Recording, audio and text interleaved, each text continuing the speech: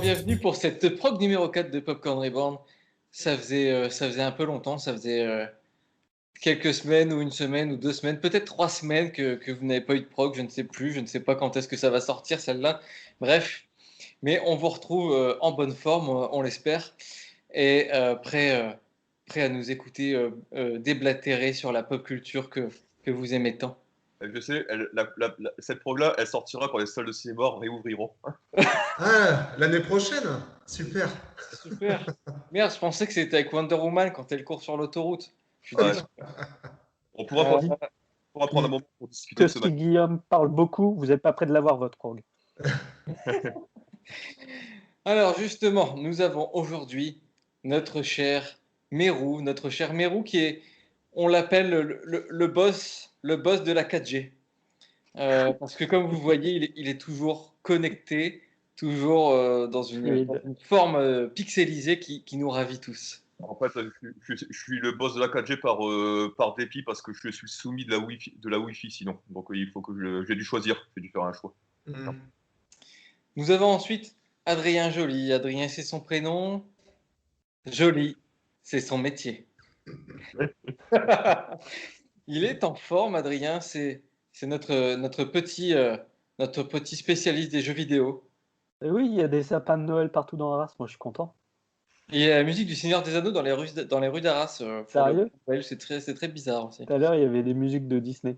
Ah ouais, bon, je crois qu'ils savent pas trop quoi passer en fait. Et enfin, nous avons Giovanni. Giovanni, aujourd'hui tout de bleu, même s'il adorait un film avec un homme qui porte un costume violet. Je vois absolument pas de quoi tu parles. Comment vas-tu, Giovanni? Ça va, ça va, ça va. C'est marrant qu'on dise qu'en ce moment à Arras, il y a la musique du Seigneur des Anneaux parce que c'est justement mon sujet du jour. Ah bah. Ah, Oh, ah. opportunisme quand tu nous tiens. Est-ce que ce sera le Seigneur des Anneaux ou est-ce que ce sera le Seigneur des Anneaux, la restauration? Ça sera le Seigneur des Anneaux, la restauration. Ouh. Forcément. Ça- Puisque comme je ne sais pas non plus quand va passer cette émission, et peut-être que quand elle passera, on sera déjà après le 16, vous aurez probablement un putain de coffret entre les mains. C'est pas faux. C'est pas faux, comme dirait l'autre dans Camelot. Sujet qu'a failli aborder Guillaume, mais il va faire autre chose. Il va encore parler de Tatane. On a eu chaud. Alors, nous allons justement commencer par un sujet qui va vous ravir pour Noël si vous n'avez pas acheté de cadeaux, si vous êtes dans la course, si vous avez un écran Ultra HD ou même un bon écran HD avec un lecteur 4K adapté, ou même, je dirais, si vous avez un lecteur Blu-ray, parce que je sais que sur les galettes Blu-ray, il y aura le Master 4K dessus, ce qui est bien. Giovanni, tu vas nous parler du Seigneur des Anneaux, ou même, je dirais, de la saga de l'anneau, on va se dire. Ouais, ouais, tout à fait, ouais. On va pas s'arrêter uniquement au Seigneur des Anneaux, on va parler du Hobbit et du Seigneur des Anneaux. On va presque en parler dans cet ordre-là parce que bah, dans ce que je vais vous dire après, ça devient somme toute assez logique de le faire comme ça. Le 16 décembre sortent de ce fait-là deux coffrets. L'un qui est édité chez Warner, hein, donc la trilogie du Hobbit, et l'autre chez Metropolitan pour le Seigneur des Anneaux. C'est un problème Et français, puis, on est d'accord. pardon? C'est un problème français, ça. Oui, c'est un problème français, on ne va pas s'étendre. On se dispense de ce fait d'un magnifique coffret Steelbook pour le Seigneur des Anneaux. Je n'en dirai pas plus et je me rattraperai autrement. Tout ça pour dire en tout cas que, bah ouais, forcément, qui dit Seigneur des Anneaux dit qu'il n'est avec l'arrivée de la 4K il y a quelques années maintenant, bah, il était logique, indispensable, probablement même qu'on se retrouve un jour à pouvoir revoir le Seigneur des Anneaux dans des conditions idéales. Alors, conditions idéales avec un gros point d'interrogation, parce que ça dépend un petit peu de ce qui est fait sur le travail de ce genre de film quand on veut sortir une œuvre comme celle-ci au format 4K. La 4K, elle a pour vocation de rendre encore meilleur que le Blu-ray les films qui ont déjà été, pour la plupart d'entre eux, réédités, puisqu'on passe du DVD, voire parfois pour certains d'entre eux, et ça c'est surtout les films dont parle Guillaume, on arrive même de la VHS. Bref, tout ça pour dire qu'on a eu un énorme travail de fait sur toute la partie sortie de film sur un format physique, et on en est à une époque où on parle de la 4K, donc l'Ultra HD. on a maintenant tous les téléviseurs qui sont au moins au format 4K. On a même du 8K qui arrive, mais je vais arrêter la parenthèse parce que sinon on n'en sortira pas. Bref, on est dans des conditions qui nous permettent de voir les films, certains films, de manière la plus optimale possible. Comme je vous le disais, la saga de l'anneau débarque à travers un coffret qui contiendra donc les 6 films. Il était important de se dire que c'est une sortie qui est tout, à mes yeux, et je pense que au vôtre aussi, tout sauf anecdotique. S'il y a bien un truc que moi j'attendais en 4K, c'était clairement Le Seigneur des Anneaux, mais à la fois je l'attendais et à la fois j'avais un peu peur de ce que ça pouvait donner, parce que un transfert lambda sans aucun travail, ça aurait été cool, mais très sincèrement, l'édition Blu-ray est déjà franchement magnifique, ça ne servait pas forcément à grand-chose. Et un truc qui n'aurait pas été repris en main par Monsieur Peter Jackson lui-même, ça aurait franchement été dommage. Bah, ça tombe bien, on dirait on a été entendu, j'ai été entendu du moins, dans le sens où Peter Jackson s'est posé, somme toute, suffisamment de très bonnes questions pour nous permettre d'obtenir un résultat qui se veut, à mes yeux, vraiment idéal pour ce qui est la saga de l'anneau. Je rappelle un peu le contexte, corrigez-moi messieurs dans les dates si je dis des bêtises, mais on est en 99 pour le premier volet de la trilogie du Seigneur des Anneaux. Film tourné sur pellicule, 35 mm. Les autres aussi, les deux autres aussi, mais les deux autres, à la différence du premier, ont eu un étalonnage de l'image au format digital, ce qui n'a pas été le cas pour la communauté de l'anneau. Donc déjà sur ces 3 premiers films, on avait entre eux, on va dire, un rendu qui était un peu différent de par la technologie utilisée pour nous permettre après à nous d'obtenir l'image. Arrive une grosse dizaine d'années après le Hobbit, qui se veut en plus un préquel de la saga du Seigneur des Anneaux, et qui débarque en plus avec des technologies, je dirais, on est dans les années 2010, au début des années 2010, et donc avec une technologie qui permet au film d'être nativement filmé d'une meilleure qualité, quoi. Ouais. C'est-à-dire que ouais, le Hobbit a été filmé en 4K natif, comme tu le dis, avec une technologie un peu particulière qui était en 40 images secondes.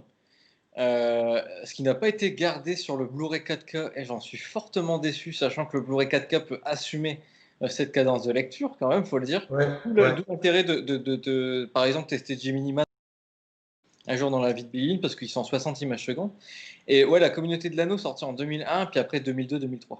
C'est ça, ouais. Voilà. Donc effectivement, ouais, on passait même entre les deux sagas qui forment la grande saga de l'anneau, effectivement, on passait avec des technologies de tournage et de captation de l'image, du moins, qui étaient, somme toute, très différentes et qui, forcément, quand on regarde dans le rétro à l'heure actuelle, bah, tu l'as dit, c'est 2001, effectivement, on tournait vers les années, fin des années 90, tout début 2000, on doit regarder 20 ans en arrière dans le rétroviseur. Et forcément, quand on sort un film issu d'une saga comme celle-ci, aujourd'hui, bah, il fallait une certaine dose d'homogénéité dans le résultat qu'on pouvait attendre, d'obtenir. Et ce qu'a fait justement très très bien Peter Jackson, parce que en vous disant ça, je vous laisse comprendre que moi j'ai adoré le résultat. J'ai vraiment adoré le résultat. J'ai eu la chance de voir un peu en avant-première, on va dire, les films dans leur format de 4K, donc. Et clairement, le travail qui a été fourni est juste incroyable. On a eu un rescan complet de toute la pellicule. Ils ont d'ailleurs dissocié les plans à effet des autres, ce qui fait qu'on a réussi à refaire un mastering complet en 4K, donc des effets spéciaux, mais aussi de la partie film en tant que tel. Et donc la superposition des deux donne un résultat vraiment incroyable. On a, comment dire, un réétalonnage complet qui a été fait sur le film. On avait des tendances de couleurs qui pouvaient paraître parfois à l'heure actuelle, et quand on fait le delta même entre les deux versions, bah, on perdait en détail, on perdait même en profondeur, on avait un contraste qui n'avait pas grand chose à voir avec ce qu'on voit maintenant sur la version 4K. Et surtout, si vous regardiez le Hobbit et que vous enchaîniez avec le Seigneur des Anneaux, là il y avait un énorme delta entre les deux, il y avait vraiment un gouffre dans le rendu à l'image, et on pouvait comprendre que l'époque du tournage n'avait pas été la même, forcément, que la technologie utilisée n'avait pas été la même, bref, que le résultat était forcément un peu dissonant sur l'ensemble de la saga. Ce qu'a fait très bien Peter Jackson, c'est qu'il a rendu ça homogène. on voit les films dans la continuité, on se retrouve avec la même base colorimétrique, on se retrouve avec un jeu de contraste qui se veut assez semblable du premier jusqu'au dernier, on se retrouve avec une technologie de l'image qui rend une excellente définition et une meilleure encore profondeur de champ sur les images. Bref, on a quelque chose qui se veut qualitativement, à mes yeux, vraiment quasi irréprochable, quoi. Enfin, je pense que certains peuvent pinailler ou pointer le fait qu'effectivement, on perd peut-être un peu l'authenticité du film tel qu'il a été fait, tel qu'on a surtout l'habitude de le voir. Mais je pense que dans le travail qu'a fait Peter Jackson, qui dit lui-même qu'il est un peu arrivé au bout de son voyage avec cette saga-là, ouais, on se retrouve avec un résultat qui vaut vraiment le coup de revoir les films et de les revoir cette fois dans un ordre presque logique, l'ordre de l'histoire, sans se frotter à un delta de rendu qui rendrait ça un peu dégueulasse, quoi. There is nothing for you here, only death.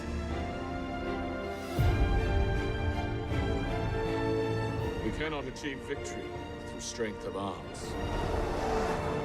Not for ourselves, but we can give Frodo his chance.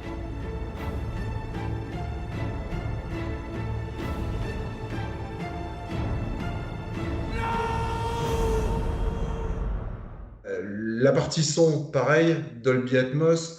On part sur quelque chose qui va envoyer du très très lourd et qui, comme tu disais Benjamin, si vous avez eu la chance à la sortie du Hobbit de voir ça en salle, moi je m'étais pointé voir ça dans la grande salle du Kinépolis avec le son au plafond et toutes les clics. C'était juste un truc de ouf en fait. Enfin, clairement, on en prend plein la tronche, quoi. Et ben, dans cette remasterisation-là, il y a aussi ce travail-là qui a été fait sur les 6 films. C'était moins nécessaire sur le Hobbit, mais ça a surtout été fait sur le Seigneur des Anneaux. Et on a vraiment un rendu complètement dingue, quoi. Les films en eux-mêmes, est-ce que j'ai vraiment besoin d'en parler? Je pense pas. C'était pas l'objet de toute façon de ce que moi je voulais vous dire aujourd'hui. Ce que je voulais vraiment faire, c'était vous dire que si vous cherchez un cadeau de Noël sympa pour un geek ou pas d'ailleurs, pour quelqu'un qui aime le cinéma et qui aime le redécouvrir de manière régulière, quelqu'un qui est un foutu fan de format physique, bordel, achetez des films au format physique, bref, ruez-vous dessus, ça vaut vraiment le coup, ça vous amènera sûrement à en discuter, vous tomberez sur des gens qui vous diront que ouais, c'est pas cool parce que c'est pas ce qu'on a connu, non, c'est vrai, mais c'est pas du Star Wars, on n'a pas rajouté des effets spéciaux, on les a légèrement un peu corrigés pour les rendre cohérents avec tout le reste. On n'a pas réécrit des bouts de trucs qu'on a rajoutés à droite à gauche. Ça, il l'avait déjà fait dès le départ. Il l'avait dit d'ailleurs, Peter Jackson, que quand les films sortiraient au format DVD ou au format Blu-ray, il y aurait une version longue. C'est ce qui a été fait. Bref, on n'a pas de mauvaise surprise dans ce sens-là. On a un vrai beau travail qui a été fait. Je vous invite d'ailleurs à découvrir, il y a une petite featurette de quelques minutes de Peter Jackson en anglais qui s'explique sur un peu comment il a bossé autour de cette restauration. Et voilà, c'est juste un travail de dingue. Et je sais que Benjamin, tu as eu l'occasion d'en lire un peu et peut-être même d'y jeter un œil. Ton avis m'intéresse aussi sur le sujet, forcément.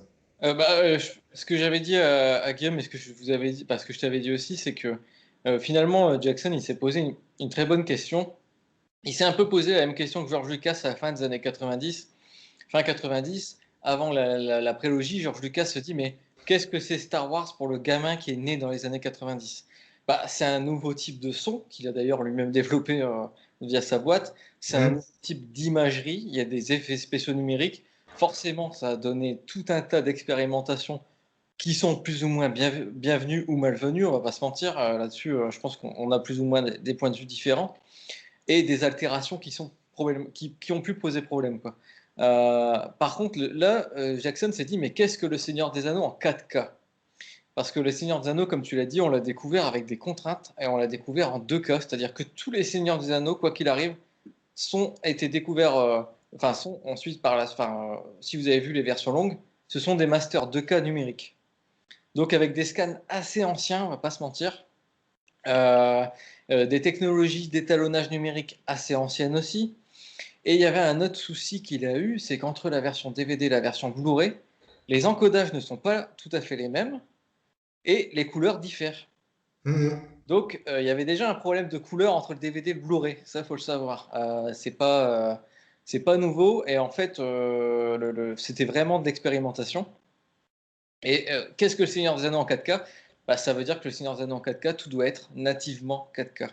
Donc comme tu l'as dit, on va tout scanner, on va et alors ça par contre c'est un petit miracle, hein, on n'a pas pu le faire pour la prélogie Star Wars par exemple. On est allé chercher les anciens effets spéciaux, on a réussi à les décoder à nouveau, à les rouvrir et à les ressortir quoi. C'est-à-dire à les retravailler et à les ressortir ensuite en 4K, c'est-à-dire on les rééchantillonne. C'est un miracle technologique, je veux dire, Jackson, quelque part, quand il dit ça, moi, je suis content parce qu'en plus, je suis concerné par le domaine de l'archivage des images. Il a ouvert une voie à la pérennité numérique. Et ça, c'est quelque chose qui peut paraître anodin pour tout le monde, mais c'est assez miraculeux. Et, ça veut dire qu'admettons, un jour, on pourra rouvrir d'anciens effets spéciaux et les ressortir en 4K pour d'autres films, hein, c'est valable aussi.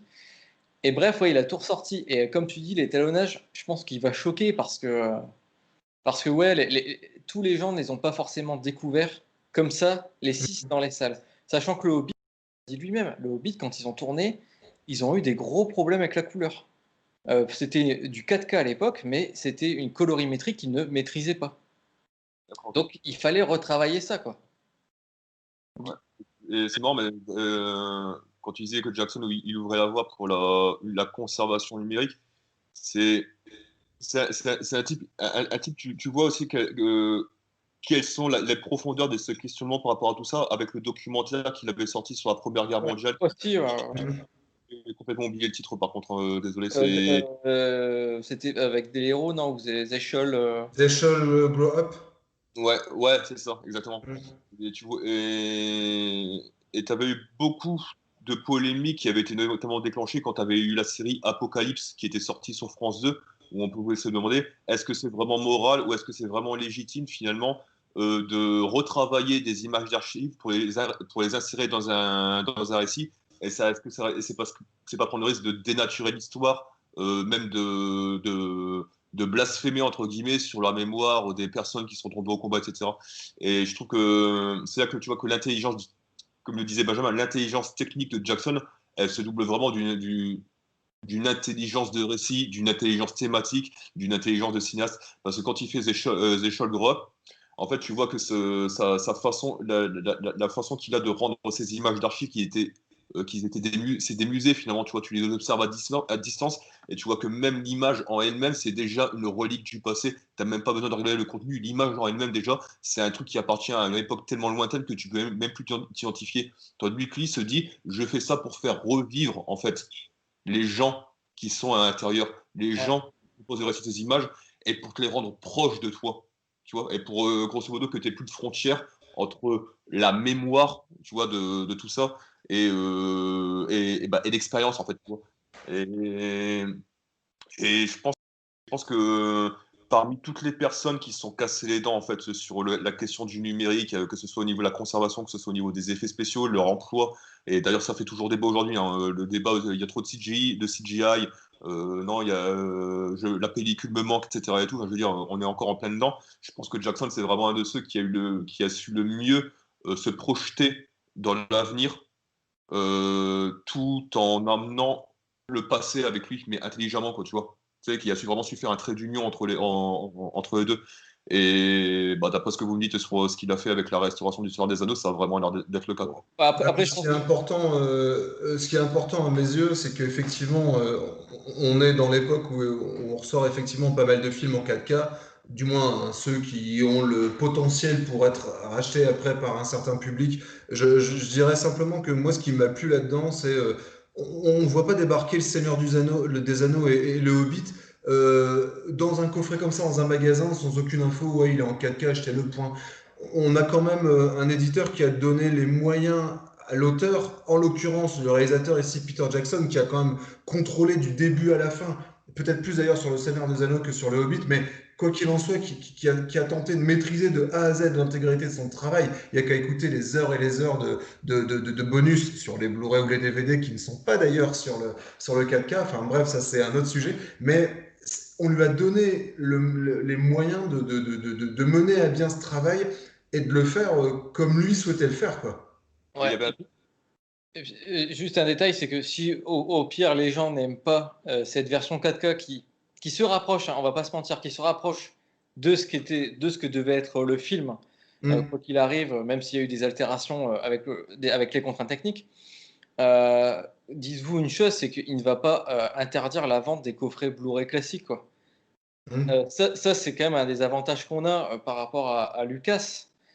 C'est que quoi qu'il arrive, vous pourrez toujours choper l'ancienne version. Vous l'avez aimé comme celle-là, vous aurez le droit de l'aimer comme celle-là. Ouais. Maintenant, dites-vous que l'expérience 4K du Seigneur des Anneaux, l'expérience ultime technologiquement, elle sera là, quoi. Mais ça me permet de rebondir, c'est-à-dire qu'il y a un truc qui m'a toujours fasciné sur le rapport que Jackson entretient en fait avec sa trilogie, c'est qu'il a jamais cessé de travailler dessus, même après que les films soient sortis. Et ça, c'est un truc qui a commencé très tôt, c'est parce que quand tu as eu le premier Seigneur des Anneaux qui est sorti, la communauté de l'anneau, le succès du film lui a permis de faire des reshoots en fait, et de retourner des séquences etc. pour les 2 tours, et rebelote après les 2 tours qui lui a permis de tourner des scènes pour le retour du roi. Et il n'a jamais cessé de revenir là-dessus. Et ça me fait penser à un truc que disait Benjamin, la dernière fois, c'est que, comment dire, les pionniers du numérique, finalement, ils ont dû essuyer pas mal de plâtre pour pouvoir faire avancer la situation, quoi. Et quand tu penses que. Et tu as l'impression que Peter Jackson, en fait, alors, ça, c'est faut interpréter, mais tu as l'impression que ce qu'il voulait faire, en fait, avec Le Seigneur des Anneaux, euh, c'était un coup de passion après l'autre. C'est-à-dire que même après que le film soit sorti, c'était pas encore la version définitive. Il fallait les versions longues. Puis après, il fallait une nouvelle version. Puis là, il fallait le remastering. C'est comme si que là, c'est ce qu'il a dit, il venait de boucler la boucle, mais c'est comme si, en fait, un coup de passion après l'autre, le mec, ça lui avait pris 20 ans avant d'enfin terminer le film qu'il avait en tête, quoi. Et pour ça, il a la technologie numérique, il a dû attendre que les autres soient faits, etc. Donc, moi, je trouve ça fascinant, c'est ce côté, grosso modo, que le film, même après qu'il soit sorti, c'est toujours un tableau qui est en train de se dessiner, quoi. Tu sais. Ouais, parce que je sais que dans un article de Première, il y a sur Coppola et la mort de Michael Corleone, il y a le journaliste qui disait que finalement Coppola considérait les films comme des œuvres non finies qui mutent. Sauf que ce n'est pas le cas du tout de Jackson, hein, faut pas croire ça. Jackson, dans 20 ans, il va pas retoucher le Seigneur des Anneaux à moins de devenir complètement grabataire, quoi. Là, c'est finalisé technologiquement un tableau, parce que Jackson, il est conscient d'une chose, le cinéma, c'est de la technique, c'est de la technologie, et parfois, ça peut prendre du temps à progresser, quoi. Et alors qu'on va pas se mentir, Coppola, il n'avait pas besoin de retoucher ses films. Surtout pour en faire ce qu'il a fait, quoi. Ouais. Voilà, à part pour en faire parler de lui à plus de 80 ans. Donc, faut bien, je pense, faire la différence entre les deux. Ouais, mais clairement, il faut aussi faire la différence avec un Lucas. Ouais. Quand il est polémique qu'il a pu y avoir sur les anciennes versions de Star Wars qui sont mettons introuvables, qu'il aurait remplacé et compagnie, il y a clairement 2 démarches en fait chez ces mecs-là, quoi. Il y a celle de Jackson et celle que peuvent avoir Coppola et Lucas, quoi. Donc, mais c'est pareil, je me souviens que quand tu avais Guillermo del Toro qui avait sorti Blade 2 en Blu-ray, il avait retouché des effets spéciaux qui lui semblaient pas aboutis. Adrien ne sourit pas.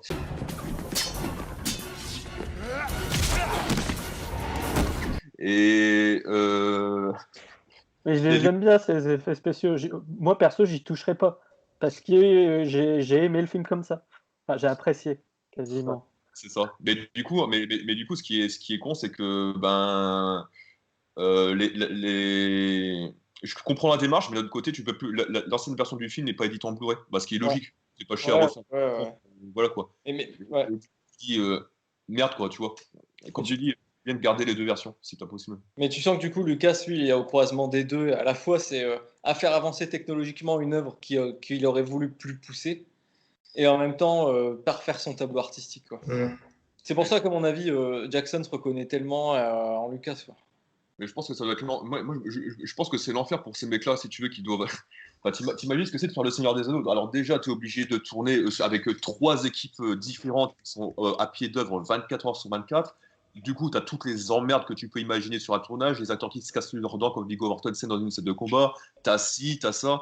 T'as déjà ton stress qui commence à ressembler à un pamplemousse qui grossit au sein de ton estomac. Et en plus, tu dois dire, putain, les effets spéciaux, il faut que je les gère, il faut que j'avance des technologies. Et à la fin, ça sera toujours pas ce que je veux, quoi. Donc, je pense qu'en fait, autant Le Seigneur des Anneaux, c'est l'œuvre d'une vie, mais je crois que ça a été une grosse accumulation de frustration autant que d'aboutissement pour Jackson, en fait. Qui vient juste terminer aujourd'hui, quoi. Si ça vous va du coup de terminer sur ce sujet sur lequel on a pris pas mal de temps parce que ça nous passionne forcément. Euh, Moi et Adrien, et peut-être toi Jo que tu l'as vu, Guillaume je pense pas, on vous conseille c'est de regarder le documentaire, le making of de la menace fantôme de Star Wars épisode 1, la menace fantôme, qui est un des premiers vrais grands making of, c'est un vrai documentaire, c'est pas une hagiographie, c'est pas une featurette. Vous allez voir Lucas dans des heures sombres, tristes, très tristes, parce que c'est un personnage assez pathétique dans le sens où c'est un Mickey mais triste tout le temps, qui a affaire à des problèmes, à des coupes budgétaires et à des ambitions qui sont démesurées. Donc on vous le conseille, c'est un peu plus d'une heure. En plus, J'avoue, le passage où il se rend compte que son montage ne fonctionne pas sur tout le film, j'avoue, ça vaut le coup. Non, mais le pire, c'est quand il dit non, mais je pense que ça va trop vite. Je crois qu'ils vont pas réussir à suivre ce qui se passe à l'écran. Et que là, tout le monde pleure dans la salle, quoi. Non, c'est des choses à voir. Et en plus, vous apprendrez, je pense, davantage à comprendre comment fonctionne un film. Et surtout, ces films qui vous paraissent anodins en termes narratifs, enfin, pour vous, c'est des récits qui vous paraissent évidents. Sauf qu'en fait, c'est extrêmement compliqué à mettre en œuvre, quoi. Voilà. Donc, on se retrouve après avec une bande-annonce de la communauté de l'anneau en 4K. The world is changed, and some things that should not have been forgotten were lost. But the Ring of Power has a will of its own. Evil is stirring in Mordor. The ring has awoken. Sauron needs only this ring to cover all the lands of darkness. What must I do? The ring must be destroyed. Cast back into the fires of Mount Doom. I know what hunts you. They're coming. They will find the ring and kill the one who carries it. You have my sword. My bow. And my axe. You carry the fate of us all, little one. This task was appointed to you, and if you do not find a way, no one will. Let us hope that our presence may go unnoticed.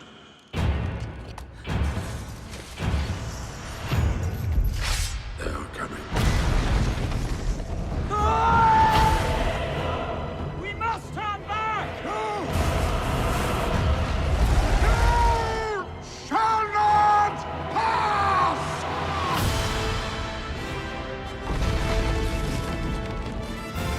You will face evil, and you will defeat it. Even the smallest person can change the course of the future. I'm glad you're with me.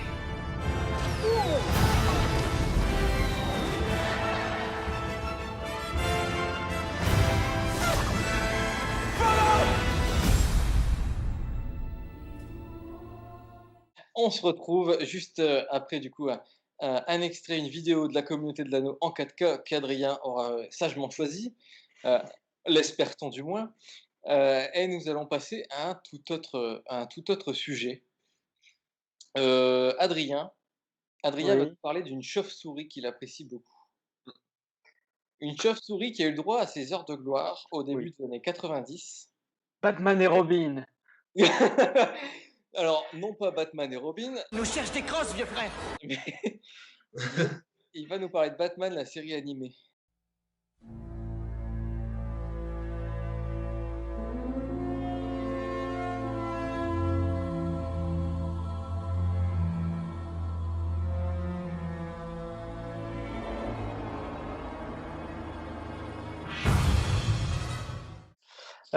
Pourquoi Batman? Parce que je me suis dit, tiens, je vais parler de quelque chose qui serait un très très chouette cadeau pour Noël. Si vous avez des enfants, ou vous avez un homme, ou vous avez une femme, vous avez des animaux, offrez Batman, la série animée, parce que c'est une très très grande série à l'animation et surtout au personnage de Batman. Donc surtout prenez l'édition Blu-ray parce qu'il y a eu une restauration. Donc il y a combien de temps, Benjamin? Il y a quoi? Il y a 2 ans? Ouais, 1 an, 2 ans? Une d'après les restauration en négatifs. Blu-ray. D'après les négatifs, donc on est un peu dans le même cas de figure. C'est absolument magnifique. L'animé est complètement été refait de A à Z. En plus, le coffret est vraiment chouette. Chaque saison a le droit a le droit à des petites décorations, des petits, voilà, donc le coffret est vraiment très chouette. L'image est magnifique, le son est somptueux, tout est parfait et si vous n'avez jamais vu, c'est vraiment une des meilleures versions, si ce n'est la meilleure version de Batman qui a jamais été créée Ouais, et en ouais, sachant que ouais, toi, tu penses notamment à Batman contre le fantôme masqué qu'on avait d'ailleurs revu avec Popcorn. ouais, j'allais y venir et parce que dedans, non seulement vous avez la série, donc complète, toutes les saisons de Batman, la série animée, donc qui date de 92. Mais en plus de ça, c'est Noël tous les jours parce que dedans vous avez le film animé Batman Sub-Zero, donc le long métrage avec Mister Freeze, que j'apprécie pas beaucoup parce que pour moi c'est juste un gros épisode, que Benjamin préfère, mais je trouve que c'est juste un gros épisode, pas foufou. Mais par contre, vous avez dedans, Batman et le fantôme masqué, qui est absolument génial. Oui. Voilà, qui est absolument incroyable, qui est magnifique, qui est complètement fou, qui est très gothique, avec une musique incroyable, avec un dénouement fou, avec, des personnages, hauts en couleur et très sombres. Donc si vous voulez vraiment faire un jeu de Noël, que ça soit à des enfants pour leur faire découvrir, une des meilleures versions de Batman ou à votre homme qui a grandi avec, ce Batman, n'hésitez pas, le coffret est vraiment somptueux et la restauration a vraiment été un très, très beau travail. Alors, comme vous l'aurez remarqué, Adrien a des expressions dignes d'un cinquantenaire. À votre homme, ça faisait longtemps. Les fans ne peuvent pas aimer Batman. Même pour parler de Batman, le mec est aussi triste que Joel Schumacher sur le plateau de Batman Forever. Va chier. Espèce de mâle blanc hétéro de moins de 50 ans. Bah, non, mais alors, si vous ne connaissez pas, donc la série a été créée par Bruce Timm. Il y a Bruce Timm, Paul Dini, Alan Burnett, si je ne me trompe pas. Oui. Donc Paul Dini, lui qui vient des comics, on le connaît tous, qui va d'ailleurs continuer à avoir une carrière dans les comics. C'est une série qui a été importante, notamment tellement importante lorsqu'elle a créé la Harley Quinn, qui est la compagnon, la copine du Joker. Du Joker. Ça a été intégré à la bande dessinée, mais surtout il y avait un truc qui était important et qu'on ne retrouve plus aujourd'hui, et quelque chose qu'on retrouvait chez Spider-Man de Raimi par exemple, c'est l'aspect allégorique. Mmh. C'est-à-dire que c'est, comme l'a dit Adrien, ça va plaire autant aux gosses qu'aux parents, tout simplement parce que quand vous le regardez en tant que gosse, vous êtes complètement impressionné, c'est assez effrayant, on va pas se mentir. C'est une série pour enfants, mais enfants des années 90, donc on n'était pas encore tout à fait devenus les bisounours euthanasiés qu'on est aujourd'hui, quoi. Et surtout, du coup, quand vous la revoyez en tant qu'adulte, vous remarquez qu'une écriture, un développement psychologique des personnages et un travail de mise en scène qui est hyper construit, réfléchi, profond, quoi. Ah, Alors, tu as une maturité dans l'écriture et qui va jusque dans l'esthétique qui est assez fou, Ouais, qui va ouais. jusqu'à, par exemple, Batman le fantôme masqué, où là, c'est vraiment très sombre, c'est très, le personnage de Batman est vraiment pas du tout un super héros, fun, c'est quelqu'un de très torturé. Donc ça, ça va énormément, mais pour les enfants, ça va plaire parce qu'il y a quand même beaucoup d'action, c'est assez haut en couleurs et ça en perd pas le côté spectaculaire. C'est ce bah, que nous, tu avais dit, Guillaume, c'était un film de voyeur, quoi. ouais, ouais, c'est ça. Puis en plus, faut pas. Quand tu disais que ça va, Adrien disait que ça va plaire aux enfants, mais nous, on l'a découvert gamin, quoi. Je me Mmh. souviens qu'à l'époque, ça passait sur France 3. Ouais. Et Ça a c'était commencé sur Canal+ et après ça a été diffusé sur France 3 après l'émission de sport. ouais, mais c'était faste comme période. Et pour faire une toute petite parenthèse là-dessus, c'est là que tu vois à quel point le traitement des enfants a pu évoluer en l'espace de 15 ans. C'est parce que quand tu étais de cette génération-là, tu te tapais le Club Dorothée avec Dragon Ball Z, etc. et tout, sur TF1, tu avais Batman sur France 3. Et comme disait Benjamin, tu avais vraiment le droit à des. Bon, plus Batman que Dragon Ball Z, faut être honnête, mais tu avais vraiment le droit à des œuvres d'animation qui te faisaient travailler ton imaginaire, tu vois, et qui te. C'est cette espèce de poupée russe, grosso modo, où tu voyais premier, et tu voyais la première poupée, et tu sentais l'existence des autres qui étaient imbriqués à l'intérieur, mais tu n'arrivais pas vraiment à mettre le doigt dessus, quoi. Et c'est une vision qui s'enrichissait toujours au fil des ans, parce que c'est toujours des films que tu peux revoir, et à mesure que tu grandis, tu mets des mots sur des sentiments que tu n'avais pas réussi à définir quand tu étais gamin, quoi, tu vois. Donc ça, je dirais même que c'est un film qui est important pour les enfants. Tous les gamins devraient regarder ce genre de film parce que ça fait littéralement grandir et tu grandis avec, quoi. Au sens propre. Et ils devraient regarder ça et non pas les dernières séries animées de Spider-Man. Ouais. Il y a un Ah, mais- truc. en fait, tout simplement, on va pas se mentir, c'était des œuvres qui prenaient pas les gamins pour des cons, quoi. Voilà. Et il y avait une confiance en leur capacité émotionnelle. Et il y avait un truc de fou, c'est que quand même tous les méchants, enfin, ils atteignaient un quotient de monstruosité qui est assez impressionnant, surtout dans l'univers de Batman. Mais le gros intérêt, c'est que toi, en tant que gamin, tu les prenais en pitié, quoi. C'est ça. T'avais les émotions. Et tu disais non, mais c'est pas. Surtout après les sorties de Burton où les mecs crevaient, quoi, littéralement. Et puis tu sortais de Schumacher où là c'était un festival de couleurs. Et là on te disait non, mais peut-être que l'homme Terre, enfin, ou Mr. Freeze, peut-être que le mec a juste pas eu de bol, quoi. Ça, c'est très fort parce que franchement, comme quand tu dis souvent que les films pour gamins ou les séries pour gamins sont rompus au manichéisme, tu sais, pour avoir une vision du monde qui soit propre, claire, identifiable et qui perturbe personne. Effectivement, là, t'apprenais à voir des méchants impressionnants, souvent terrifiants, et pourtant ils arrivaient à t'inspirer de la pitié, quoi. Franchement, pour, comme apprentissage de l'altérité, je trouve ça quand même pas mal, quoi, tu vois, au niveau éducatif.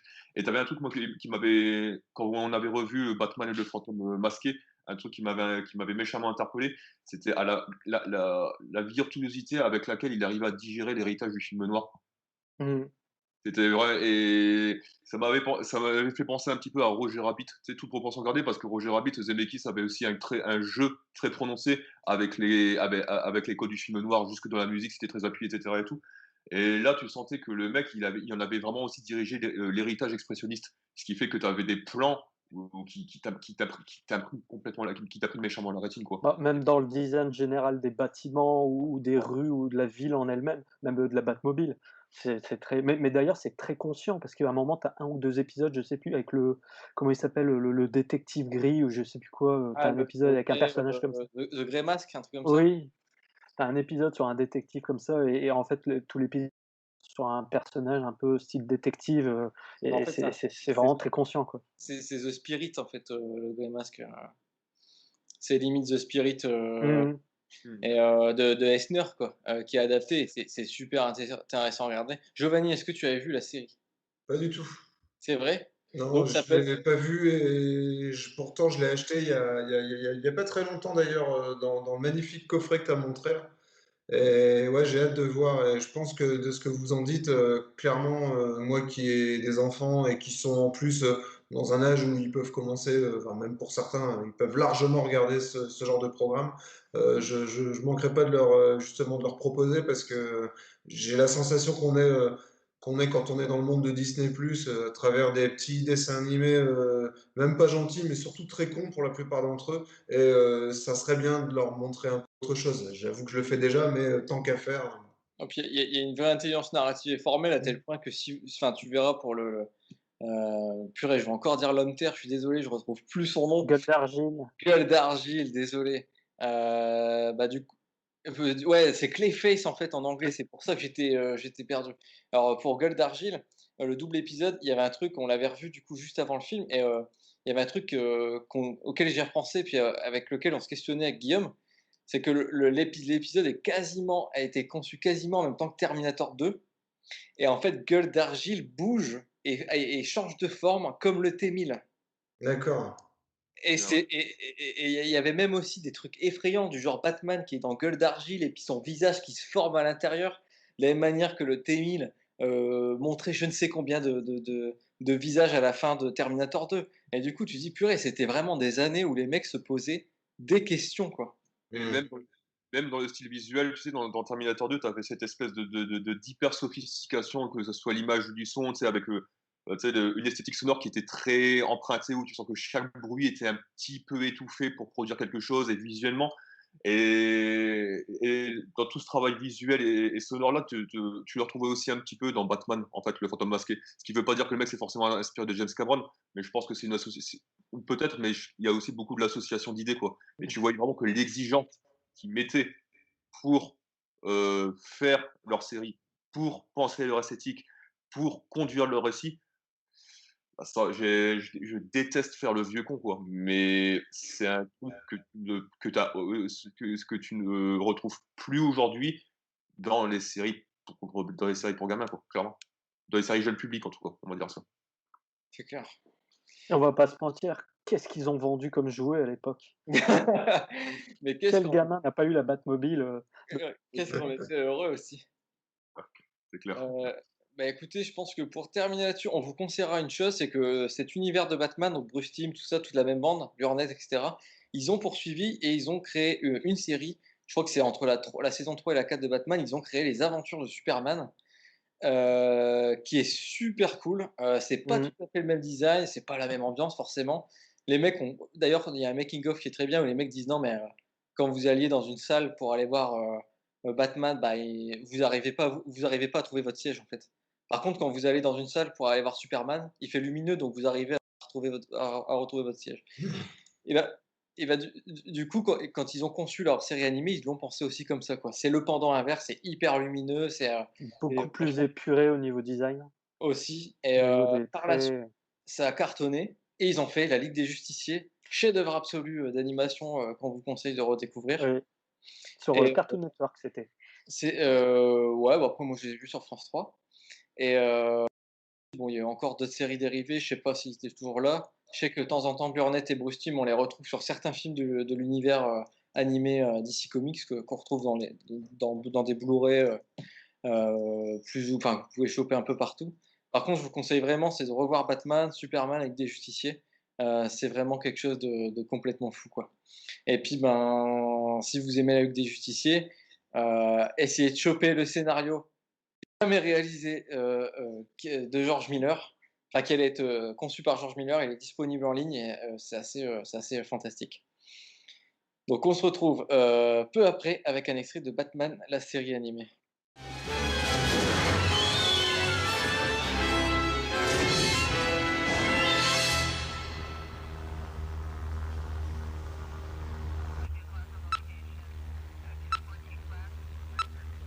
Tiens, mais il y a un signal étrange. Oh non, tu recommences. Mais c'est vrai. Ça se passe juste en dessous. Waouh! Ça alors, il faut appeler le chef. Nous avons repéré Batman.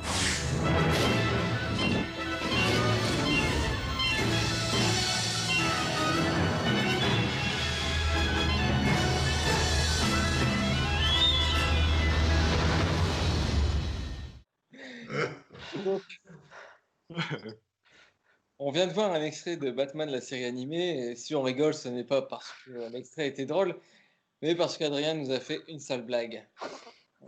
Qu'on va peut-être d'ailleurs pas couper au montage du tout. Et vu que c'est moi qui fais le montage, je décide si je coupe ou pas. Donc on va passer à des films, à des films et à une thématique, surtout à une thématique filmique, le cinéma de terrorisme. Avec Guillaume qui va revenir sur j'ai envie de dire 3 ou 4 films des années 80-90. C'est bien ça. Dont un film avec Jean-Claude Van Damme, qu'il n'a pas vu en VHS, je corrige Giovanni. Mais La première fois que je l'ai vu, c'était en VHS par contre. Ah. Alors, ouais. Alors, tu l'avais pas vu au cinéma? Non. Oh, les jeunes, les petits jeunes. le loser. Ah, le loser. Je flagelle déjà avec ça tous les matins. Ouais, non, en fait, je profite de notre petite session pour ouvrir une parenthèse, pour dégager un horizon sur ce que j'appellerais, je me propose d'appeler très modestement, le cinéma terroriste. Et par cinéma terroriste, non, je ne vais pas parler de la production audiovisuelle de Daesh, qui leur permet d'enrôler des combattants de par le monde et de continuer à mener des champs de bataille un peu partout. Voilà, non. Non, moi je veux parler en fait de ces films des années 90 qui sont un petit peu tombés dans l'oubli, qui sont souvent méprisés parce que appartenant clairement à la branche la plus faible des filmographies de leur auteur, mais qui en réalité se révèlent des propositions de cinéma passionnantes et des œuvres qui sont finalement beaucoup plus subversives qu'elles n'en ont l'air. J'ai sélectionné un panel qui se compose de 3 films. Vous pourrez me dire ce que vous en pensez, à savoir Los Angeles 2013 de John Carpenter, Piège à Hong Kong de avec Paul Van Damme et Rollerball de John McTiernan. Alors en général, Joyeux Noël. Joyeux Noël, non mais Alors, en général, c'est ça, tu vois, ces films-là, en fait, ils sont toujours mis de côté quand tu viens à parler de leur réalisateur, parce qu'ils ont tous réalisé des classiques incontestables qui sont rematés, réanalysés, rediscutés, rediscutés, et qui méritent totalement. Mais moi, j'ai un petit fait pour les outsiders et j'ai un petit fait pour les canards boiteux. Et surtout que ces films-là, en fait, ce sont des films de studio, ce sont des films de commande parfois, ce sont des films qui ont parfois connu de très gros soucis de production, de très gros soucis de montage, et ce sont des films où tu as l'impression que les réalisateurs derrière, en fait, révèlent le plus leur caractère de maverick, d'insoumis ou de gars qui sont prêts à foutre le feu à la baraque si tu leur marches un peu trop sur le gros doigt de pied. Et quand tu prends Los Angeles 2013, c'est un truc du coup que Carpenter avait réalisé parce que voilà, quand c'est les années 90, le mec était revenu légèrement dans les petits papiers du game à ce moment-là et tout avec ses précédents films. Le personnage de Snake Plissken qu'il avait inauguré dans New York 1997 était déjà une influence culte qui était partagée partout. Du coup, ils se disent putain, il faut que les studios, la Paramount se dit putain, on va capitaliser dessus, on va faire une suite, on va lui donner un maximum de budget. Et quand tu vois Los Angeles 2013, qui est quand même la foire au Porte-Nawak, faut pas se mentir, parce que vous avez quand même vague en images de synthèse toute pourrie avec Peter Fonda. Vous avez Pam Grier en transsexuel mercenaire qui va venir faire du deltaplane avec Snake à la fin. Vous avez un émule de Fidel Castro qui contraint Snake à faire une partie de basketball fatale. On sent que tout ça, c'est un peu les jeux du cirque en fait. Carpenter réorganise les jeux du cirque et tu sens que grosso modo, sa manière à lui de partir dans ce grand guignol-là, c'est que je crois qu'à l'époque, le type en avait déjà un peu marre, en fait, clairement. Et quand il fait Los Angeles 2013, il a déjà tiré un trait sur son sur sa période de grâce artistique. Il s'est dit, mais je vais les faire chier. Je vais leur foutre un bordel monstrueux. Et c'est Los Angeles 2013 qui est vraiment jouissif quand on le regarde. C'est que c'est un film qui réussit à être plus subversif, je trouve, ou plus rentre dedans que ne l'était New York 1997, justement parce qu'il n'est pas maîtrisé, justement parce qu'il joue constamment la carte de la disruption, qui joue même constamment la carte du mauvais goût assumé. Souvenez-vous de la scène avec les chirurgiens de Beverly Hills, où vous avez Bruce Campbell qui est une sorte de praticiens qui sont complètement déformés parce que les mecs, en fait, ils ont passé des années à essayer de refaire leur visage avec des bouts de chair et des bouts de cadavres à droite à gauche. Du coup, ils se payent une tête de Frankenstein de l'espace. C'est juste pas possible. Et du coup, Carpenter pousse sa logique jusqu'au bout, quoi. Et la fin, c'est peut-être le truc le plus mémorable des années 90. C'est quand à Snake Plissken, qui s'est fait encore une fois entuber, qui a le doigt sur le détonateur qui est sur le bouton qui lui permet d'éteindre tous les appareils électriques du monde, qui plongerait donc la civilisation mondiale dans le néant et dans le chaos absolu. Il fait, blam, blackout, il s'allume une clope, il fait bienvenue chez les êtres humains. Moi, je trouve que ça, c'est quand même la classe absolue. Et ça, c'est pour moi, c'est une idée de cinématoriste. C'est pas forcément les gars qui vont aller faire des films indépendants dans leur coin où ils vont dire fuck le système et en grattant de la guitare électrique jusqu'à s'écorcher les doigts avant d'égorger un poulet sur scène. Moi, je préfère plus les réalisateurs qui sont frondeurs, qui s'infiltrent dans le système et qui, à la fin, te font péter le truc en utilisant tous les outils du dit système pour venir les faire imposer. Et en fait, grosso modo, c'est un petit peu comme le type qui arrive c'est un peu l'esprit Kingsman, tu sais, où le mec, il arrive dans un banquier, de tous les plus riches, notables de la région, avec une ceinture d'explosifs, tu sais, qui est soigneusement autour de la taille, et il attend le moment du toast pour le faire sauter. Et un mec qui a fait aussi ça, c'est Chuyark, quand il fait Piège en Hong Kong en 1998. Piège en Hong Kong, qui, pour ceux qui l'ont vu, est un monument de Porte-Nawak totalement hallucinant, qui part dans tous les sens, ou Jean-Claude Van Damme, qui était sans doute au fond, selon les versions, de sa lune de miel avec la cocaïne, et a l'air spectateur de ce qui lui arrive constamment. Il est dans un état second, il se fait même fouetter le cul par Rob Schneider.